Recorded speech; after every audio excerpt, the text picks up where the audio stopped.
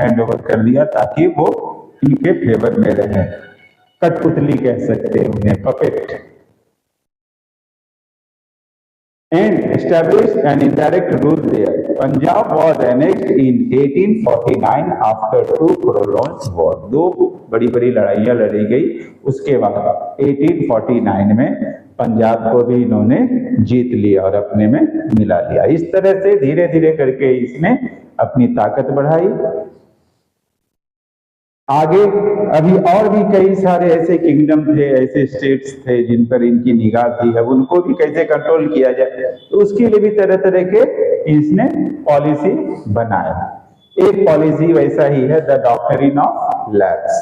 इस पॉलिसी के अकॉर्डिंग अगर कोई किंग है, उसका कोई लीगल हायर नहीं है, मेल हायर, तो वो किंगडम ब्रिटिश के टेरिटरी में आ जाएगी, वो लैप्स कर जाएगा। ये पॉलिसी का इस्तेमाल करके इन्होंने अवध, झांसी, कानपुर ऐसे ही कई पे इन्होंने कब्जा किया। Under Lord Dalhousie the final wave of annexation awkward. Final wave of annexation का मतलब है पूरी तरह से कंट्रोल किया, सबको जीत के। The doctrine of lapse was a policy devised by him. किसने इसे पॉलिसी को बनाया था? लॉर्ड डलहौजी ने। Which declared that if an Indian ruler died without a male heir, the kingdom would lapse. तो ऐसे में वो किंगडम लैप्स कर जाएगा। That it become a part of company's territory. और वो कंपनी की टेरिटरी का हिस्सा बन जाएगा। The company took over Awadh. Awadh को कंपनी ने इसी तरह की पॉलिसी से अंडरटेक किया था।